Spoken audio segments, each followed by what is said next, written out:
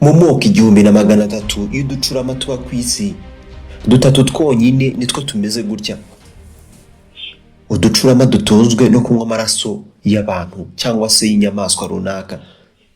Mbere yuko tuvuga kuri iyi nyamaswa iteye ubwoba, banza umenye ko wakoze subscribe, wanakanze like kuri iyi video.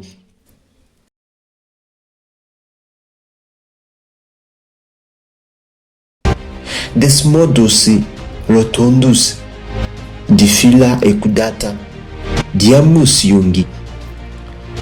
Ku isi nizo nyamabere zonyine zibaho ibiryo byazo ari amaraso, yaba avuye ku bantu cyangwa se inyoni. Ikibazo ni ese ziyakurahe? Ziri mu nyamaswa za mbere zitera abantu ubwoba iyo bazumvise. Kubaho urya unywa amaraso yonyine, mu rurimi rw'icyongereza babyita hematophagy. Ubwoko bwa mbere bw'utu ducurama ni ubwitwa Desmodus rotundus, the vampire bat. Utu ni natwo abantu benshi bazi. Utu two dukunda kunywa amaraso y'inka, ifarashi, rimwe na rimwe tukanywa n'ay'abantu. Ubu bwoko burihariye kubera ko bushobora kwiruka n'amaguru, gusimbuka butaragurika, no gusimbuka byo kujya hejuru cyane bubaye busimbukira ikintu runaka buva ku butaka. Dukunda kunywa amaraso y'inyamaswa iyo isinziriye, kandi ntubimenya kubera ko dufite ikimeze nk'ikinya mu kanwa katwo. Mbere yuko dukomoza kuri ibyo, ubwoko bwa kabiri bw'utu ducurama ni ubwitwa Diphyla equidata, hairy-legged vampire bat.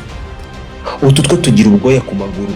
Ubu bwoko bwa kabiri bunywa amaraso y'inyoni cyangwa se ibindi biguruka by'ubwoko runaka.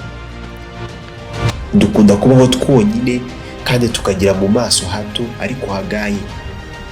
Ku mwanya wa gatatu tuhasanga Diamus yungi, white-winged vampire bat. Utu natwo tunywa amaraso y'inyoni n'ibiguruka. Utu two tunajya kure ku buryo twihindura nk'imishwi mu rwego rwo gushaka uko twajya mu cyari cy'inyoni tudateje umutekano muke cyangwa se tutabonwe.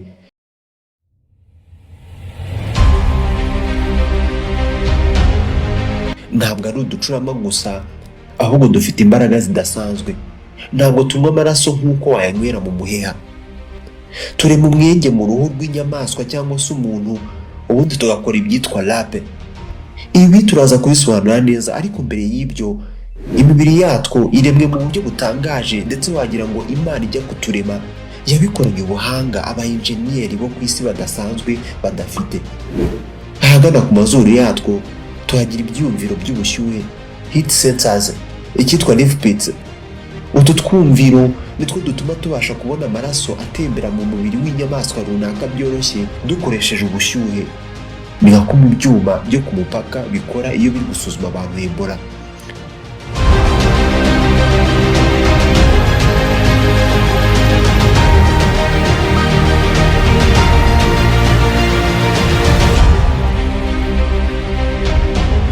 Ibi biba neza niyo byaba ari mu ijoro, aho gushinga amenyo hagaragara nk'aho ari ku manywa.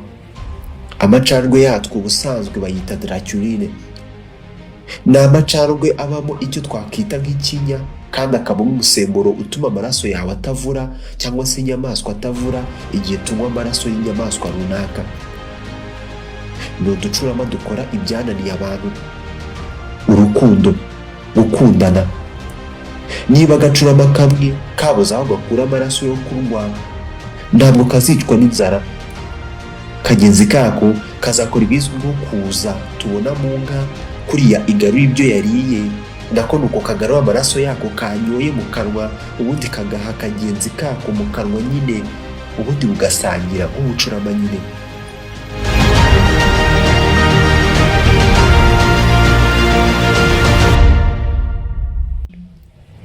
Agakora ibi ngibi kibuka bidasubirwaho uwagahaye amaraso gashonje, ku buryo kaba gashobora kuzafasha kandi nako mu gihe kizaza kanaba kandi kabigakoreye.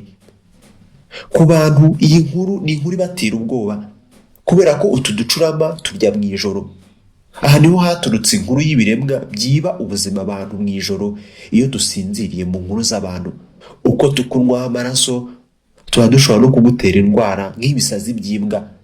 Iyo kakurumye nibura gashobora kunywa ibiyiko 2 by'amaraso. gashobora kunywa ibiyiko 2 by'amaraso. Iyo kaguteye indwara ishobora no kukwica iramutse itavuwe. Mu gihe utundi ducurama tuguruka vuba nk'umuyaga, utu two bidusaba kuza ku butaka ubundi tugahemukira inyamaswa isinziriye mu gihe twita kijoro twebwe. Ntabwo turemera mu biro kandi amenyo yatwo acyaye cyane ku buryo umuntu usinziye ntabwo ashobora kubyuka turamutse turi kunywaho amaraso. Iyo abantu batekereje kunywa amaraso bagira ngo tubikora nko kunywera amaraso cyangwa se kunywera ikinyobwa mu muheha. Nyamara aho kubigenda gutyo, utu ducurama tunywa amaraso yawe cyangwa se inyamaswa runaka nka kumwe ipusi inywa amata. Apana nka kuriya neza, ahubwo nitwa Samuel Mugisha, twishimiye ko muri kutwumva. Ntabwo tugushinga amenyo nk'ugutera urushinge, ahubwo gakoresha amenyo yako acyaye nk'urwembe yo hejuru, ubundi kagakuraho agahu gato cyane ku ruhu rwawe, milimetero nkeya cyane umanuka mu ruhu. Kubera ko amenyo yatwo aba atyaye cyane, iyo kagushinze amenyo yijyanamo ku buryo utaramenya n'igihe byabereye. Inka isinziye cyangwa se umuntu ntabwo ashobora gukanguka agira icyo yikanga. Amacandwe yatwo ni intwaro tugendana natwo. Mu gihe kamaze gufungura uruhu rwawe gahita karekurira amacandwe mu ruhu.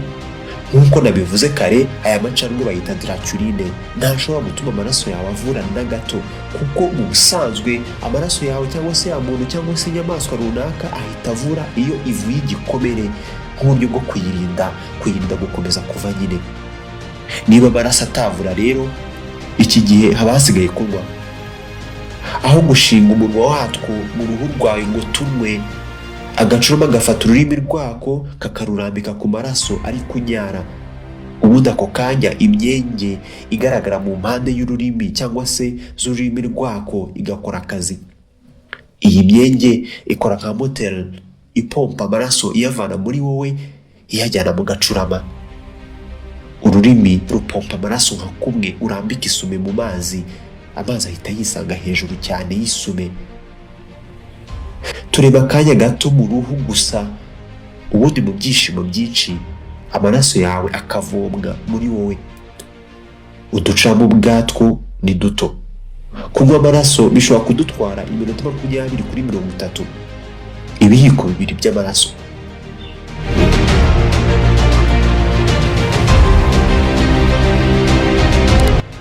Mu Rwanda ndetse na Afurika y'Iburasirazuba biragoye ko wahura n'ubu bwoko bw'uducurama, kuko tuba muri Amerika yo hagati n'iy'amajyepfo honyine. Uducurama tuboneka muri Afurika kenshi usanga turya imbuto n'udusimba duto, udukoko.